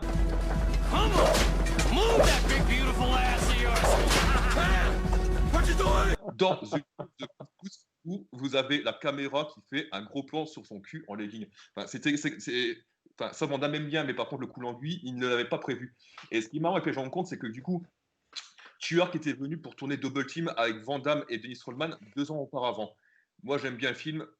C'est vrai que je peux comprendre que ce soit compliqué. Il a eu une expérience très désagréable sur le tournage avec les cadres de la Columbia qui ont passé le temps à le saboter. Mais sur son contrat, il devait en faire un deuxième film avec Van Damme. Du coup, là, il y a le scénario de Piège à Hong Kong qui lui permet d'aller tourner donc à Hong Kong, sa patrie d'origine, dirais-je. Et du coup, il va se servir de ce scénario-là qui est totalement invraisemblable parce qu'on parle quand même d'une histoire de contrefaçon où des Russes dissidents du régime soviétique ont planqué des mini-explosifs dans les boutons de jeans contrefaits sur lesquels ils peuvent appuyer à tout moment pour faire exploser des milliers et des milliards de fashion victimes qui ont acheté des jeans de mauvaise qualité. Enfin, déjà, au niveau de l'ordre, tu vois. Mais c'est digne de Kingsman, quand même. Ah ouais, c'est digne de Kingsman. Mais en plus, il le tourne au moment où vous avez Hong Kong qui est rétrocédé à la Chine d'après les accords que Thatcher avait passés dans les années 80. Je me souviens plus la date. Et grosso modo, ce qui était à l'époque célébré comme une fête, sur une fête de réunification, de retour à la patrie, il y en avait quelques-uns qui se disaient ça va quand même sortir le sympa pour les Hongkongais quand ils vont se retrouver avec les Chinois qui vont juste foutre gentiment leur griffe dessus. Ce qu'on est malheureusement en train de constater aujourd'hui. Et en fait, dans le Piège à Hong Kong, ce qui est très marrant, c'est que tout ce qui concerne le film d'action à proprement parler est constamment bousculé et fait constamment l'objet d'une disruption, de telle manière à ce que tu as l'impression que ce qui intéresse vraiment Arc, c'est que pendant qu'il te montre les festivités en train de se dérouler d'un côté, de l'autre côté, il te filme l'Apocalypse en fait. Même cinématographiquement, ça part dans tous les sens. Vous avez des plans qui sont juste pas possibles, des idées de découpage qui sont complètement anarchiques. Le mec retire carrément des plans dans l'action, un dessin si tu veux, pour t'imaginer ce qui s'est passé, pour te imaginer ce qui s'est passé d'un plan à un autre, quoi. Et du coup, le film est de plus en plus anard, etc. Et toute la partie de Van Damme, en fait, et tu vois, c'est ça que tu te rends compte qu'il ne fait pas que se foutre de la gueule de Van Damme. Il utilise Van Damme pour arriver à son dessin de destruction. Parce que vous avez la fin, le climax final, où Van Damme ne fait rien dans l'action. Il ne contribue en rien aux enjeux, il n'aide pas à désamorcer la bombe, il n'aide pas à trouver le méchant, etc. Et tout. Tu as l'impression qu'il fait des caprioles comme ça, tranquillement, dans ce coin, entre trois containers et tout. Et ça ne sert à rien, mais par contre, ce truc-là, ce scène-là, c'est un monument de destruction tellurique parce que vous avez des paquebots qui s'entrechoquent, vous avez des conteneurs qui volent dans tous les sens, Van Damme, il fait des cabrioles comme ça, tac, tac, mais on a vraiment l'impression que c'est le monde, en fait. La Terre tremble et que les plaques tectoniques du monde sont en train de s'agiter et que du coup, c'est l'apocalypse qui est en train de se produire et qui se produit dans une gigantesque explosion verte finale comme si le centre de la Terre était arrivé en fusion. Et du coup, c'est complètement hallucinant, mais là encore, tu sens que le type, il dit merde à la fois la Columbia qui était encore venu le faire chier sur le tournage pour lui demander de faire un autre film d'action jetable avec Van Damme, et surtout, il dit aussi ce qu'il pense surtout de la rétrocession de Hong Kong à la Chine. Parce que tu vois que c'est toujours un mec qui a réussi à dire ce qu'il voulait dans des cas de production qui étaient extrêmement comme difficiles. La preuve, c'est qu'aujourd'hui, malheureusement, il fait ses films en Chine, il arrive toujours à articuler à peu près son message comme il veut. Mais quand il fait Piège à Hong Kong, tu sens que le mec, il te dit c'est la fin de l'univers et je vais le filmer comme ça. Et je vais me servir du genre, je vais me servir de Van Damme pour tout faire péter. Et ça rend le film absolument génial. Et ce qui m'amène à une troisième catégorie, je pense, un troisième film, pardon, c'est John McTiernan sur Rollerball. Alors que pour le coup, là, la démarche terroriste, entre guillemets, n'était pas vraiment voulue parce que le film a eu connu énormément de soucis de production. Il y a eu un changement à la tête de la MGM, le studio qui a produit le film, pendant le tournage, et du coup, ils ont exigé un classement tout public ou PG-13 plutôt que classement R, interdit aux moins de 18 ans, qui était initialement envisagé. Le montage a été un foutoir dans tous les sens, et d'ailleurs, c'est malheureusement sur ce film que McTiernan a attiré les ennuis qui m'ont valu quelques années plus tard de partir en prison avec l'affaire Pelicano, puisqu'il avait mis un des producteurs sur écoute. Et ce qui est marrant dans Rollerball, c'est pareil, c'est qu'on voit les sutures du film, on voit que ça ne fonctionne pas, on voit que c'est malade, et pourtant, bizarrement, tous ces désavantages-là, tu as l'impression qu'il arrive à les retourner pour lui, pour grosso modo, constamment te sortir de ta zone de confort avant de te foutre un gros coup de boule final à la fin, avec, je trouve que le match de rollerball final, c'est vraiment une des séquences, une des scènes de colère et de rage les plus jouissives que j'ai vraiment vues sur un écran, en dépit des imperfections du film qui ont précédé. Et tu as l'impression que McTiernan, il s'est dit, bon, à défaut de pouvoir vous faire un bon film, parce que c'est pas ce que vous me demandez, bah, je vais vous casser les couilles, et puis je vais vous faire, un mon petit film terroriste à moi. Et tout ça pour dire que voilà, quoi, moi j'aimerais bien que quelquefois on s'intéresse aux films les plus malades ou aux petites imperfections de ces réalisateurs-là, parce que c'est quelque part ceux où ils montrent le plus leur personnalité, parce que c'est là qu'ils sont poussés dans le retranchement, quoi, tu vois. Et tu vois que les grands artistes, même acculés à la défaite, eh ben, plutôt que d'attendre de se faire couper la tête ou de se faire harakiri, ils appuient sur la bombe et ils font sauter leur adversaire avec, quoi, tu vois. Et ça, c'est cette mentalité-là qu'ont ces types-là. Et je terminerai juste là-dessus très vite pour dire que finalement, ce côté terroriste, Giovanni a un cœur sur sa tête, bah, à mon avis, la démarche a été pleinement conscientisée et aboutie sur Matrix. Voilà. Matrix, c'est Karim Debache, je crois, qui avait parlé de Rollerball, qui en avait consacré une émission et qui en avait très bien parlé de ce côté un peu film terroriste, comme tu l'entends, ouais. Et qui était vraiment cool. Ouais, c'était bien. Et je crois je suis pas sûr, mais il me semblait qu'il avait. Et il avait parlé aussi de ouais. Piège à Hong Kong. Ouais, je m'en souviens un peu. Faudrait que je le mette, mais ouais, il avait consacré ces trucs-là. Et puis moi, je pense que c'est pas mal des fois de s'intéresser au canard boiteux plutôt qu'au premier de la classe, quoi. Est-ce que Rian Johnson, du coup, a pas fait exprès de faire tout exploser à la fin de l'épisode 8 et puis de tout saboter du récit de l'épisode 7, justement pour faire partie de cette bande de réalisateurs? Mais il est très bien cet épisode 8, arrêtez. Non, bah, je pense qu'en l'occurrence, lui, il a le bon film de la trilogie. Je pense que sur l'épisode 8, c'était plus, si c'est un truc terroriste, c'est plus un pétard de feu d'artifice, tu sais. Du genre, le mec, il prend les gros mammouths, tu sais, et puis il se fait exploser les couilles avec, quoi, tu vois. Mais ça touche. Bon, bah, c'est sûr. Giovanni, tu veux rajouter quelque chose? Enfin, j'ai pas vu Rollerball. Yes. Pas vu. Et je t'avoue franchement que j'y tenais pas forcément. Après, dans cette catégorie de films dont tu doutes vraiment du besoin et même parfois de l'authenticité, moi, quand tu parles de Los Angeles 2013, je me dis aussi que ça peut faire partie d'une autre catégorie dont tu pourras parler un jour, c'est ces suites qui n'étaient pas indispensables. Et clairement, qui arrive longtemps après, du moins, un premier volet qui, lui, est resté une sorte de chef-d'œuvre. Ça me fait vachement penser à Blade Runner, quoi. Et je fais un énorme parallèle entre les deux, tu vois, entre New York 97 et Los Angeles 2013. Ben, j'ai le même ressenti entre les deux Blade Runner en me disant, putain, mais pourquoi, en fait? Et de tenter de rendre ça... sur le second Blade Runner, un peu mystique en plus, j'avoue franchement que ça m'a dépassé. Je me suis quasi rarement autant fait chier devant un film et je me suis jamais autant demandé, mais putain, pourquoi? Pourquoi pas s'être arrêté à ce qui était effectivement un chef-d'œuvre, un classique, tout ce qu'on veut, et pourquoi avoir tenté de faire plus et de justifier finalement aussi mal, quoi. Et ça me fait penser dans ce que tu as dit là, un peu à ça aussi, à certains films qui ont été faits, pas toujours pour des bonnes raisons, quoi. Non, mais je suis d'accord, mais je pense que Carpenter, quand il fait Los Angeles 2013, il sait très bien que la suite ne s'imposait pas, qu'il le fait pas pour de bonnes raisons, parce que ça veut dire un monstrueux chèque pour lui à la clé, et Carpenter aime beaucoup de pognon, il s'en est jamais caché. Mais il se dit, ok, d'accord, bon, bah, je vais faire ça, mais je vais être le larbin, je vais prendre votre chèque, par contre, je vais vous laisser avec un cadeau, je vais vous laisser avec un petit cadeau à la fin, quoi. Et moi, mais en plus, le Los Angeles 2013, il est sorti la même année, je crois, où Independence Day avait pété les scores au box-office. Et bien, alors, bon, là, je n'essaie pas du tout de faire un comparatif de qualitatif entre les deux films. Sinon, ça serait vite fait. En la défaveur de Independence Day.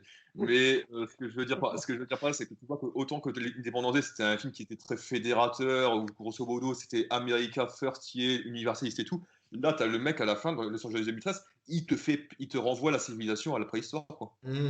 Et je me demande même comment le type il a réussi à tourner cette fin-là.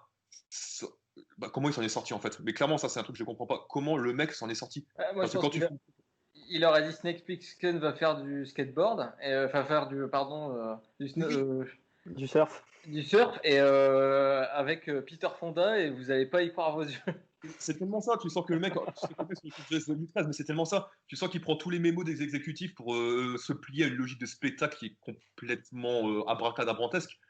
Et il le fait, il s'amuse avec ça parce qu'il pousse les potards au maximum pour mieux mener tout le monde vers cette conclusion. Et le truc ce qui est marrant dans Los Angeles 2013, c'est que tu dis, après avoir passé 1h30 avec 2 heures un film pareil, tu dis, il va pas faire ça à la fin. Non, il va pas. Bah, si, il le fait en fait. C'est-à-dire que le mec, il est. Le mec, il a coché toutes les cases, puis à la fin, boum, comme ça, sans prévenir. Et tu dis. Oh, bah, le film, c'est presque une lettre ouverte pour le studio, quoi. Ah, mais clairement. Pour le cinéma en général, je pense que même si Carpenter il a tourné des films après que j'aime beaucoup d'ailleurs, je pense que c'est ça là, c'était une manière de leur dire allez vous faire enculer, quoi. Une fois pour toutes. Écoutez, c'est sur ces sages paroles que nous allons passer au prochain sujet. Et Adrien, tu vas choisir un superbe extrait de Los Angeles 2013. Alors, évite l'hélicoptère à la fin. Je prendrai déjà ce que je trouverai. En plus, il y a Bruce Campbell, il me semble qu'il joue il joue le professeur Dingo qui. Le chirurgien Beverly Hills, tu sais qui c'est. D'ailleurs, c'est qu'on voit jamais son visage. J'ai trouvé que c'était le petit manque. Tu sais qu'il leur manque Tom Cruise. Si Tom Cruise avait été là-bas, je pense qu'il aurait réussi à leur donner des leçons pour conserver sa babyface au fil des ans, quoi. On se retrouve dans 2 minutes. Quel est votre choix, Plisken? Eux ou nous? L'extinction du tiers-monde. Vous gagnez, ils perdent. L'extinction de l'Amérique. Vous perdez, ils gagnent. Plus les choses changent et plus elles restent les mêmes. Et qu'est-ce que vous comptez faire? Disparaître.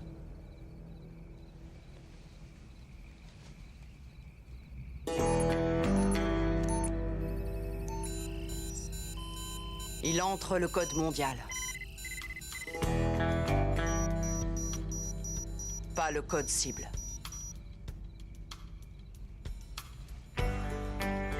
C'est l'extinction de toute la planète. Je vous avais dit qu'il valait mieux pour vous que je ne revienne pas.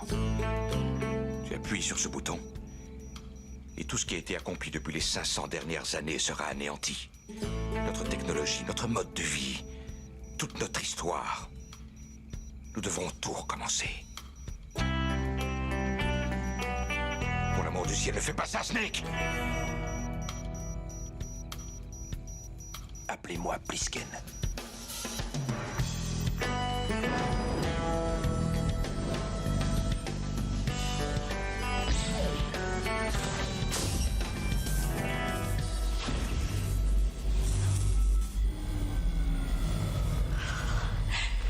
Il a réussi.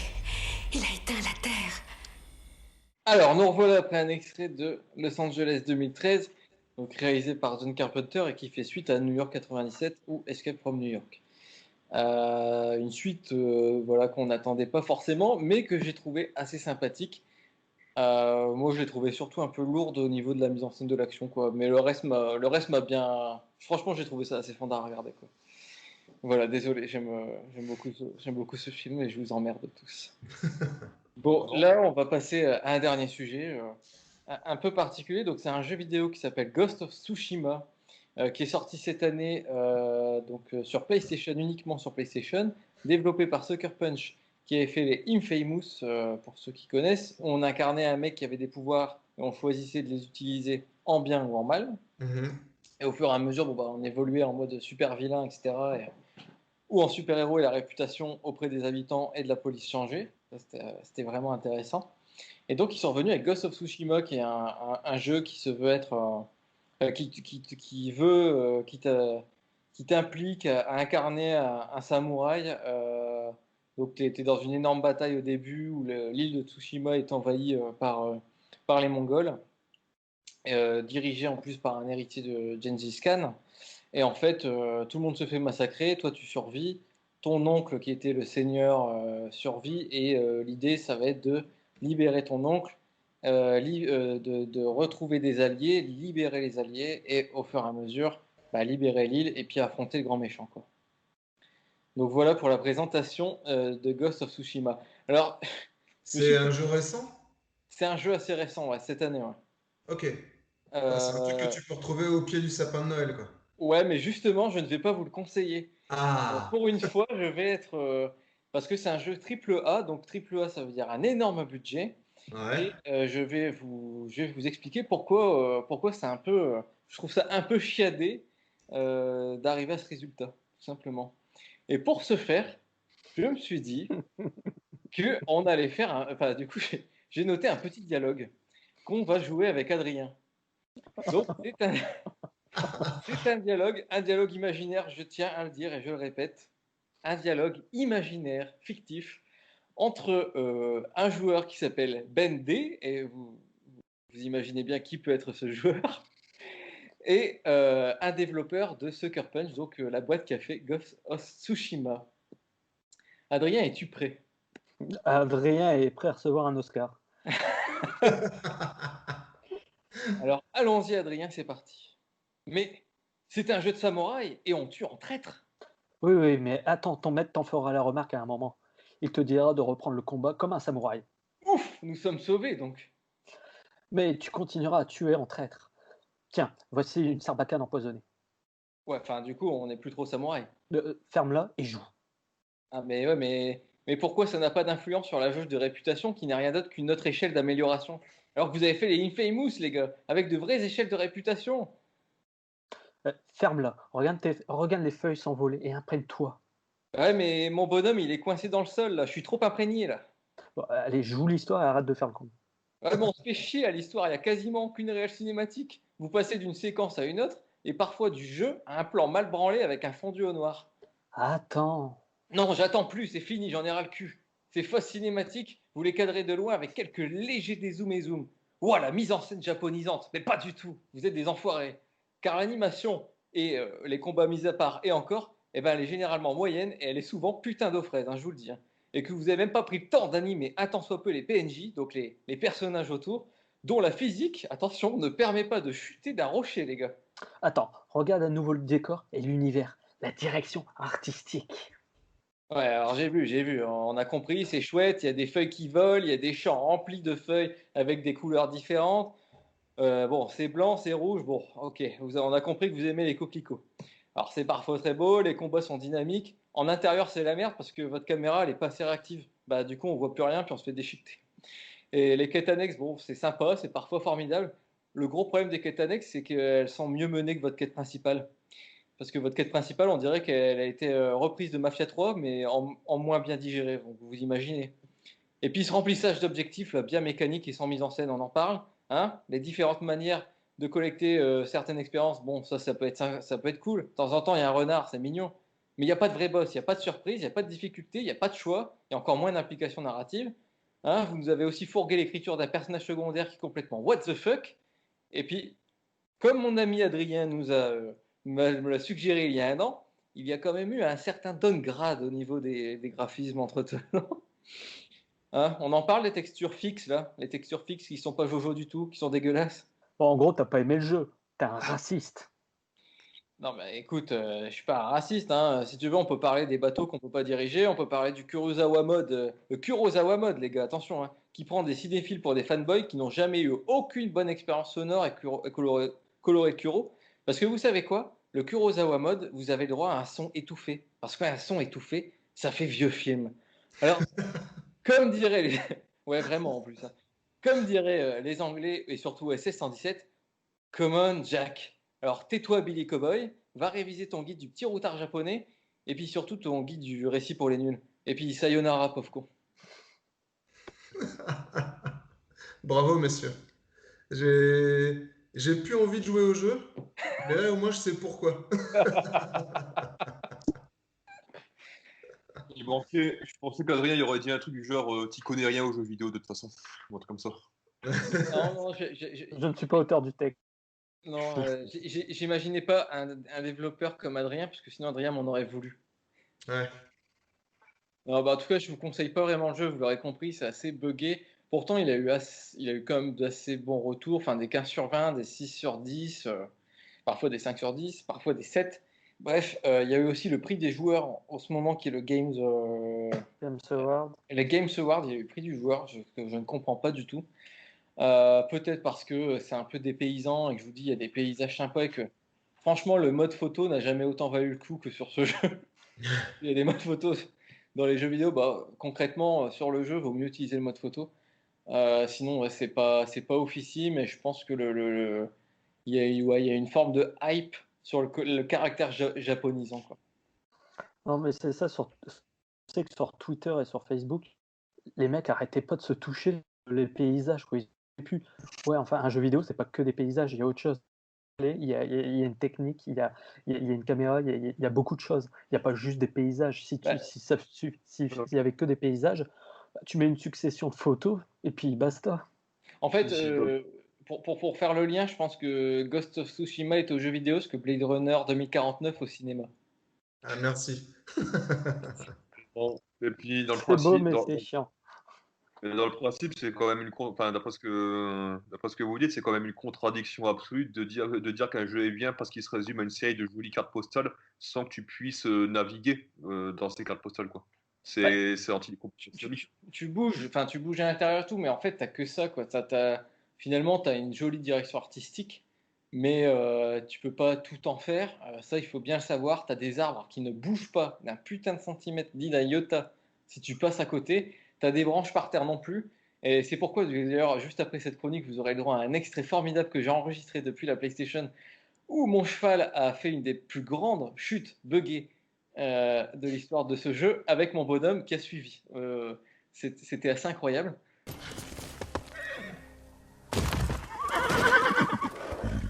Non, le jeu est assez décevant finalement. Ouais, c'est une suite de jolies vues dans lesquelles on avance. Par contre, en termes de gameplay, les combats sont pas dégueux, mais sont pas tout le temps adaptés à tout. Ça, faut bien le savoir. Parfois, il y a des environnements qui sont beaucoup trop fermés, des arènes fermées. C'est pas possible, quoi. Où vous bloquez le bonhomme juste au bout de l'arène qui ronde et puis vous essayez de l'enchaîner. C'est complètement con, je trouve. Et en termes d'écriture, bah ouais, c'est assez stupide. Moi, j'aurais bien aimé, parce que on est un samouraï, mais on va commencer à tuer dans le dos, à tuer alors que le mec il dort, quoi. Ça, je veux dire, c'est la plus grande traîtrise absolue quand on dit tu joues en tant que samouraï. Tu plantes le mec pendant qu'il dort, et là c'est mieux, j'aurais dû l'enregistrer. Le mec n'est même pas mort. On lui remet un coup de grâce. Et du coup, tu dis, ouais, non, les mecs, ça aurait peut-être pas dû mettre un Kurosawa mode là-dessus, quoi. C'est quoi le Kurosawa mode? Bah en fait, ils t'ont foutu un noir et blanc. Ouais, non, mais vraiment, ils t'ont foutu un noir et blanc et t'as le son qui est complètement étouffé. Et du coup, c'est pas vraiment jouable. T'entends pas très bien les dialogues. Ouais. Kurosawa, c'est juste un filtre noir et blanc sur des peintures du Japon féodal, c'est ça? Ouais. Non, mais c'est ce que j'avais dit à Adrien. En plus, Kurosawa qui a quand même été un des maîtres de la couleur absolue, quoi, au cinéma. C'est pas. Moi, je trouve, à la limite, je trouve que ça fait preuve d'une légère condescendance culturelle, ce genre de démarche. Mais bon, ça ne regarde que moi. Ouais, non, mais on est complètement d'accord. Après, c'est bien, ils ont mis la version, ils ont mis la version française, ils ont mis une version anglaise, ils ont mis la version japonaise sous-titrée français, heureusement. D'ailleurs, la version japonaise sous-titrée française qu'ils appellent cinéma japonais, quoi. Non, mais les bananes flambées. Avant qu'elles soient flambées. Non, mais c'est ça. Tu le sens que les mecs, Sucker Punch, je saurais plus te dire d'où ils sont, mais à mon avis, ils doivent être bien américains, les salopards. Et puis pareil, quand de temps en temps, t'as l'impression qu'ils jouent 3 notes de mandoline, je sais pas, mais vraiment de la mandoline, tu sais pas d'où ça sort, pour te dire, regardez, on est au Japon. Mais c'est un safari pour touristes en short et en claquette, en fait. Et je me demande si c'est pas pour cela que ça plaît autant aux joueurs occidentaux. Ouais, c'est du Japon exotique, comme ils aiment bien en bouffer. C'est ça, cette représentation caricaturale du Japon, on va dire cinéma, mais qui au final, en fait, n'a rien à voir avec ce que c'était vraiment, quoi. Japonais, ouais. Et puis, ouais, bien, l'écriture, parfois, tu comprends pas du tout. T'as un mec qui est super avec toi, puis d'un seul coup, il dit, ah, c'est bizarre, mes hommes, ils ont été bien nourris et tout, c'est pas normal, je vais aller les voir, il doit se passer quelque chose. Ouais, ok, tu vas te faire trahir, mec, reste là, tu vas te faire trahir. Non, pas du tout. En fait, il va te trahir. What the fuck? What the fuck, il va te trahir pour servir le méchant héritier de Gengis Khan. Wow. Mais ouais, finalement, c'est toute une somme de clichés. Je trouve ça con. À un moment donné, t'as quand même ton patron qui dit ouais, mais on va se rebattre comme des samouraïs, d'accord? On va récupérer l'île comme des samouraïs, d'accord? Donc là, tu dis peut-être que on va pouvoir enfin faire ça correctement, culturellement. Non, donne une sarbacane empoisonnée quand même. Et tu peux affûter ton poignard, quoi. C'est pas possible. Moi, ça me semble être En fait, c'est tellement des non-sens culturels et du coup ensuite narratifs que dans le gameplay, ça me semble être complètement à l'ouest. D'accord, ok. Enfin, si les gens veulent un grand jeu d'aventure avec des grands paysages, avec une vraie narration intelligente et avec un sens de l'aventure complètement fou, vaut mieux que les gens achètent une Switch, ou si c'est pas déjà fait, et jouent à Zelda Breath of the Wild, qui est le meilleur jeu de ces 10 dernières années. Alors, plutôt que d'acheter une PS5 toute buggée du ventilo, achetez une Switch et jouez à Zelda, vous en aurez bien plus pour votre argent. Il y a Zelda, puis il y en a d'autres. Hein. Si vous voulez, admettons, un super monde ouvert, il y a Red Dead Redemption 2, mais qui est peut-être un peu plus exigeant que Zelda en termes de... Beaucoup plus, oui. Par contre, si vous voulez incarner un samouraï dans un monde plus fantaisiste, qui va vous demander par contre une difficulté de port, donc concrètement, vous risquez de jeter la manette sur une télé, hein, je ne vais pas vous mentir. Ça s'appelle Sekiro, Shadows Die Twice. C'est un des meilleurs jeux qui ait jamais été conçu. C'est sorti en 2017, je crois, ou 2018. Ça a été conçu par donc le même studio qui vous a fait toute la série des Dark Souls et notamment le Demon Souls qui a été restauré récemment par un autre studio. Bref, donc c'est des jeux qui ont fait perdre la tête à beaucoup de joueurs. Mais je vous le conseille, c'est assez formidable. Et pour le coup, vous allez tuer comme des samouraïs, ou plutôt une sorte d'ombre. Vous êtes une sorte de fantôme, quoi. Sinon, sur GameCube, il existe l'adaptation en jeu vidéo de Samurai Jack. Messieurs, est-ce que vous avez un dernier conseil avant la période de Noël? Parce que je pense qu'on la prog va sortir quand même bien avant Noël. Donc les gens ont peut-être le temps de faire un achat. Ouais. Giovanni. Je suis à un endroit où quand j'ouvre un tiroir, j'ai plein de Blu-ray et de DVD qui sont juste à mes pieds là. Pour l'instant, ça sera rangé prochainement. Et j'ai retrouvé ça que je voulais vous montrer, que j'ai reçu cet été. Je sais pas si vous connaissez l'éditeur The Ecstasy of Film. Probablement que... ils ont sorti un putain de petit truc que je voulais vous remontrer. Ah putain. La fiancée de Réanimateur. Dans une très belle version avec dont le boîtier est un sublime livre, un peu mediabook. Enfin bref, si vous avez envie de revoir ce film que moi j'ai vu il y a vraiment très longtemps, je pense que ça fait au moins 20 ans que je l'ai pas vu et peut-être même un peu plus. Enfin bref, je suis tombé dessus, je l'ai repris, je l'ai acheté et je vous encourage à vous ruer sur ce magnifique site qui est Ecstasy of Film, qui vous propose des éditions bien sympas. Si je dis pas de bêtises, il y a même d'ailleurs, regardez, c'est trop bien de pouvoir ouvrir les tiroirs juste là, parce qu'il y avait aussi justement le premier qui était sorti. Enfin bref, des éditions vraiment sympas. Puis quand on veut offrir des choses un peu originales pour les fêtes de Noël, on s'y retrouve forcément. Voilà, allez faire un tour là-dessus et puis ruez-vous sur ce putain de film que j'ai très envie de revoir. Ensuite, Adrien, que nous conseilles-tu? Non, la même chose que ce que j'avais dit. Parce que là, il y a les nouvelles consoles qui sont sorties. Attendez, la console est buggée, elle n'est pas finie. Il n'y a pas beaucoup de jeux qui sortent. Attendez, achetez plutôt genre une Switch, achetez Zelda ou Mario, vous en aurez pour des heures et des heures de durée de vie du jeu, vous aurez des idées de gameplay complètement folles. Donc achetez plutôt une Switch avec des jeux Nintendo, ou alors achetez si vous voulez les exclus Sony, achetez une PS4 Pro, ça coûtera moins cher et ça sera intéressant que d'acheter une PS5 qui n'est pas encore tout à fait au point et qui n'a pas encore beaucoup de jeux intéressants à son catalogue. Guillaume.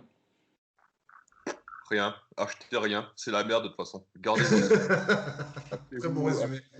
Achetez-vous des manuels survivalistes pour apprendre à faire un feu de camp avec un caillou et un bout de bois. Hein, je pense que voilà. Et puis regardez l'effondrement de ce fait-là, ça sera un bon complément. Exactement. Et refuser cette supercherie consumériste avec laquelle on vous rabat les oreilles à longueur d'année et qui vous force à encore niquer une partie de votre livret A dans des cadeaux dont tout le monde va se foutre 2 semaines après les avoir déballés et encore je suis... achetez Seigneur des Anneaux 4K, achetez Batman la série animée, n'achetez pas le jeu dont vous a parlé Benjamin, commandez Piège à Hong Kong, Los Angeles 13 et Rollerball sur Price Minister. Ou alors, non, encore mieux, allez, si vous avez un bon magasin qui vend ce genre de trucs, allez les dégoter quelque part physiquement en physique. Et puis, sinon, il y a aussi Blade qui vient de sortir en 4K Steelbook dans une superbe édition. Donc, à la limite, si vous pouvez acheter le manuel survivaliste sans les accessoires avec pour vous garder un peu de sous pour vous faire un petit film en apprenant à découper une dinde avec les doigts, autant se regarder Blade. Voilà. Et puis pour terminer, je vais vous donner un énorme sourire. Franchement, vous allez être heureux.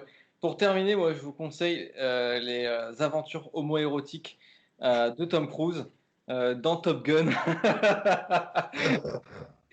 Vous allez voir. Il l'a fait. Vous allez voir, ça tire beaucoup, mais les avions de chasse, ça tire quand même. Hein. Et d'ailleurs, pour parler de ça, je vous encourage à essayer de retrouver l'extrait de film dans lequel Tarantino parle de Top Gun comme le plus gros film homosexuel qui a jamais été tourné. Et ça, c'est franchement... Concrètement, ça va vous redonner envie de revoir le film. Vous allez le voir avec un œil beaucoup plus... En fait, vous allez retrouver tout le fun qui fait le film. C'est ça. Et il en parle très bien en plus. Il en parle très bien. Vous allez voir, c'est un fun qui sent la douche en plus. Le gel douche, t'as été douche. Bon, on se retrouve normalement d'ici 2 bonnes semaines pour la prochaine prog. On ne sait pas encore de quoi ça va parler. On espère d'ici là qu'on aura l'occasion de passer les fêtes plus ou moins en famille. Moi je sais, on parlera de Ellen Page. Non, Elliot, pardon. Il l'a fait. Oh non, moi, je pense qu'on va éviter de parler de ça. Et puis, surtout. Est-ce que du coup, Jumeaux, ça devient un remake de Jumeaux avec Schwarzenegger? C'est pas un remake de. T'as raté quasiment ta blague. C'est pas un remake de Jumeaux. Ça devient un remake de Junior. Jumeaux, Juno, je sais pas. Je trouve que même à l'oreille, ça sonne bien. Non, mais j'ai vu. On va avoir des problèmes. Ouais, non, mais en plus, j'ai vu un truc qui était drôle, c'est que le mec a mis 2 affiches et c'était aller passer de Juno à Junior. Mais bref. Ah oui, c'était Junior, pardon. C'est Junior, autant pour moi, ouais. Ah bah attends, un grand film d'Ivan Reitman, on l'oublie pas. On vous souhaite une bonne soirée, prenez soin de vous. Et à très vite.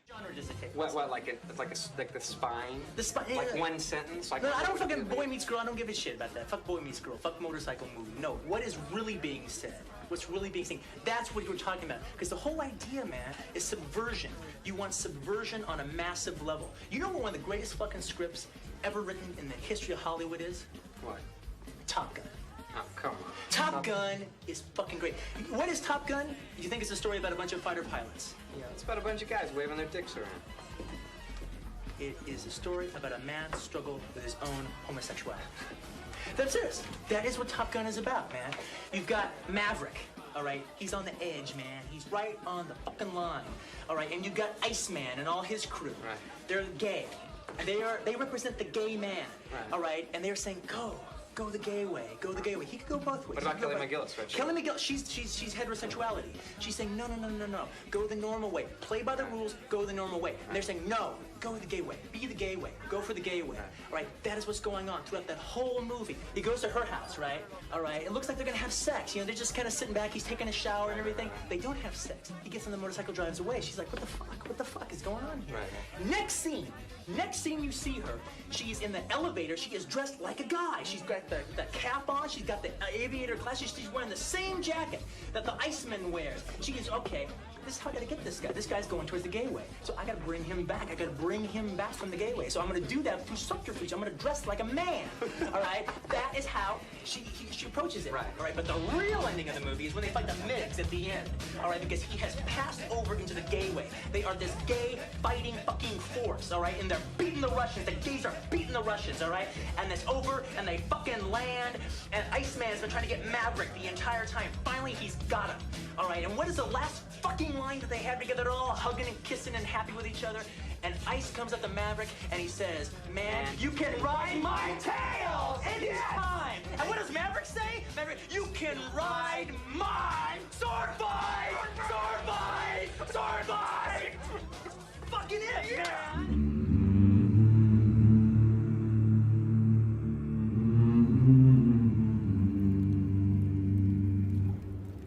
Far over the misty mountains cold,